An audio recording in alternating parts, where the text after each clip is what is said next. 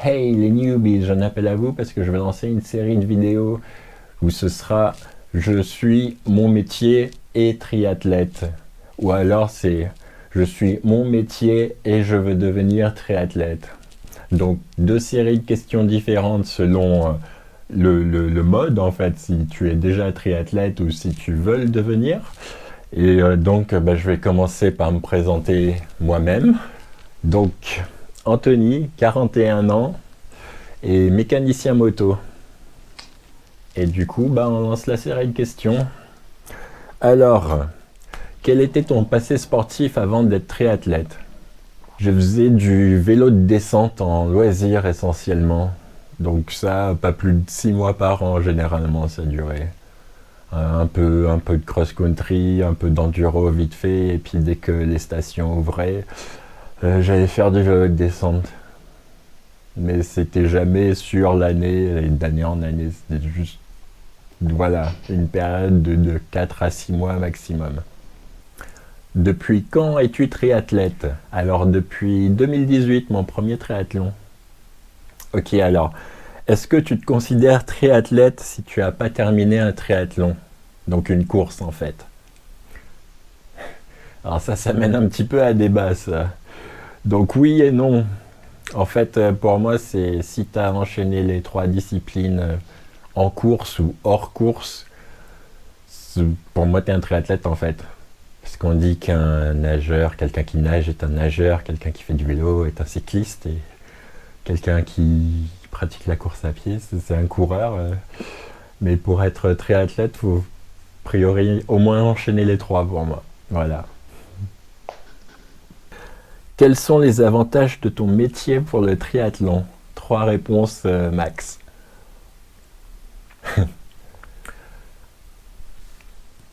Les avantages, je n'ai pas besoin de trois. Je peux réparer mon vélo moi-même et puis un souci mécanique n'est pas un... C'est un problème, mais c'est pas insurmontable. Voilà. Je crois que c'est tout. Et quels sont les inconvénients de ton métier pour le triathlon? Toujours trois réponses max. Les inconvénients... je suis debout pendant 7 mois, 8h30 par jour, 42h30 semaine, donc la grosse période d'été, etc., où il fait bien chaud, il fait entre 35 degrés plus en juin, juillet, août. Et puis après, j'ai les 5 mois d'hiver, en heure d'hiver, où j'ai 30 heures semaine, donc beaucoup moins d'heures, certes, mais c'est que sur 5 mois, et puis c'est l'hiver. Pour m'entraîner, vraiment, pour faire mon fond en fait. Et puis je serre les dents, j'ai avril jusqu'à juillet où j'ai ma grosse course. Donc ouais, ça c'est un petit peu problématique, même si ça va changer l'année prochaine. Donc à voir comment ça va se passer. Et autre inconvénient, oui, c'est les horaires, quoi qu'il arrive, c'est du mardi au samedi, 9h, 19h l'été, et 9h, 17h pendant l'hiver, et ça c'est inflexible, c'est comme ça, et j'ai pas dans la semaine je vais avoir une après-midi de libre pour aller faire du vélo ou quoi que ce soit, je peux même pas compter là-dessus. Ça va être dimanche et lundi, mes jours de congé, où je vais pouvoir faire quelque chose, ou sinon ça va être très tôt le matin. Et voilà, c'est à peu près tout. Je suis coincé dans un horaire très très strict en fait. Et puis c'est tout. Comment gères-tu tes entraînements avec ton travail? Alors, comment je gère? Le week-end essentiellement, hein, les grosses sorties, etc. Et dans la semaine, ça va être tôt le matin, comme j'ai dit. Donc 2 à 3 séances tôt le matin.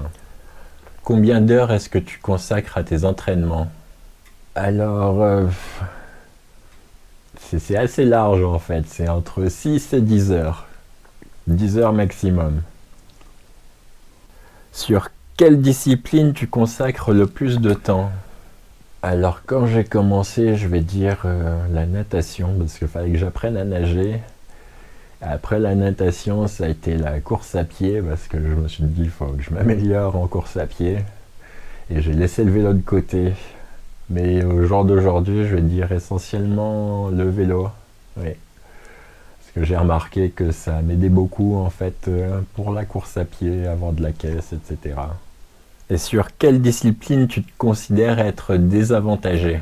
Je veux dire la course à pied parce que je suis un poids lourd et que j'ai du mal à encaisser la course à pied. J'ai toujours des petits bobos à droite à gauche quand je fais soit mes longues sorties, soit de l'intensité. Je suis définitivement pas un marathonien. Sur quelle discipline tu considères être avantagé? Le vélo, vu que plus ou moins je viens du vélo, donc on va dire que techniquement dans la descente je vais être bon. Donc ça limite les dégâts en gros.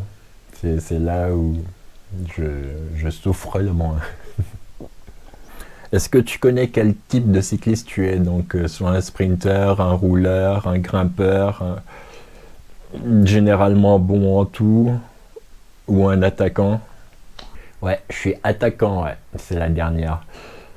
Je le sais parce que j'ai fait un test sur Sufferfest.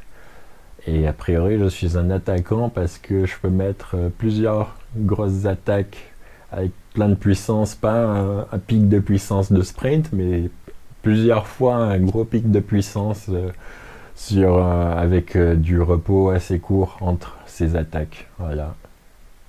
Et ce qui apparemment est le cas parce que en VTT, surtout dans la région, dans le coin, là où je m'entraîne souvent, c'est souvent des petites montées mais bien techniques et puis qui grimpent pas mal. Petite descente pour récupérer et puis rebelote, petite montée bien technique qui grimpe pas mal, etc., etc. Donc je pense que ça a forgé ce côté attaquant. Ok. Qu'est-ce que tu penses de ta morphologie pour le triathlon? Ma morphologie, donc ouais, je suis un poids lourd, je suis pas un grimpeur, je suis pas un marathonien. Je fais du Xterra, donc ça monte beaucoup et ça descend aussi, heureusement. Je suis pas avantagé dans les montées, clairement. Si je faisais des triathlons classiques où on peut trouver des reliefs relativement plats, c'est vrai que du coup le poids est moins un problème, mais c'est pas ce que je fais et c'est pas ce que je compte faire dans un futur proche. Enfin, je pense que j'essaierai quand même un triathlon classique en vélo de route et en course à pied normale et pas en trail. Mais bon, ouais, ça me botte, mais sans plus que ça en fait. Tant pis pour la morphologie, moi je m'éclate sur les Xterra. Est-ce que tu connais ton budget pour le tri, les inscriptions aux courses, l'entretien du matériel, les voyages, les déplacements, les hôtels ou locations, etc. Ou peut-être aussi kiné, des choses comme ça, ostéopathe, compléments alimentaires. Voilà. Wow. Alors le budget, je sais que pour le Xterra France, quand je montais à Exonrupt et que je passe une semaine là-bas, ça va être 1000 euros, donc trajet, location d'appartement avec le prix de la course, mais sans la nourriture, tout ça, je crois que plus ou moins j'arrive à 1000 euros, aller-retour, le voyage et la location. Pour le Xterra Malte, où je suis toujours pas allé, je compte aller, je crois que c'était 1000 euros, c'était 3-4 jours, plus le voyage, etc. aussi. Ouais. Après, la course locale, ouais, et puis entretien vélo. Allez, à la louche, je pense 3000 euros ouais, pour l'année, avec l'inscription du club et toutes ces choses-là, l'entretien des vélos, parce que j'en ai pas qu'un. Ouais, je pense qu'à la louche, j'arrive facilement à 3000 euros. Ouais. C'est un sport qui coûte cher. Combien de litres d'eau tu bois par jour? Hors café, hors autre liquide, vraiment de l'eau. Et hors entraînement aussi. Alors entre 1,5 litre l'hiver minimum et jusqu'à 3-4 litres en plein été. Pire expérience en course?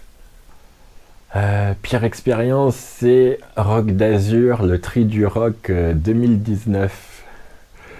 Parce que, grosse saison d'été au boulot et que j'ai eu du mal à faire des entraînements. Et quand je suis sorti de l'eau au Tri du Roc, j'ai compris que ça allait être une longue après-midi après. Je l'ai fini, mais ça a été une longue journée. Meilleure expérience en course?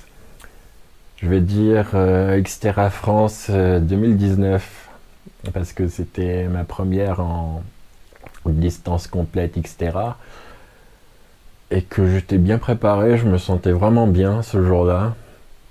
Tout s'est bien passé pour on va dire une première pour la distance, avec une préparation que moi tout seul, hein, pas de club encore en 2019. Donc ouais, content de moi en 2019. Ouais. Et tes objectifs court terme puis long terme? Alors objectif court terme, enfin faire Xterra Malte. J'espère que ce sera pas reporté avril prochain et que je vais pouvoir y aller. Voilà. Et pour objectif long terme, rester dans le triathlon aussi longtemps que possible, écouter son corps, faire attention aux petits bobos, pas que ça aille trop loin. M'entraîner, prendre du plaisir, continuer à faire ça pendant très très longtemps. Voilà. Et un objectif sportif autre que le triathlon peut-être? Alors, autre que le triathlon, ouais, j'aimerais bien faire une course d'enduro, de VTT d'enduro. Je sais pas laquelle encore, mais je pense que je vais en faire une, voir comment ça se passe vu que mes horaires vont changer en 2022, voir si j'arrive à faire de l'entraînement et faire une course pour septembre ou octobre, voire novembre, s'il y a encore des courses à ce moment-là en enduro, à voir. Ok. Bon bah voilà les newbies, petite vidéo de moi-même. J'espère que ça vous a plu, j'espère que ça vous donne envie de être interviewed par moi, si ça vous botte. Donc si vous êtes déjà triathlète ou si vous voulez le devenir, l'un comme l'autre, on peut faire un interview, donc soit on se retrouve quelque part si on est assez proche, soit on peut faire ça en visio, enfin il y a plein de moyens différents de le faire, sur le vélo, en course à pied, ou juste en marchant, ou en se retrouvant sur un banc, ou alors en visio, comme je viens de le dire. Il n'y a pas de problème, il y a plein de solutions, donc si ça vous tente, n'hésitez pas à me contacter. Allez, c'est tout pour maintenant, bye.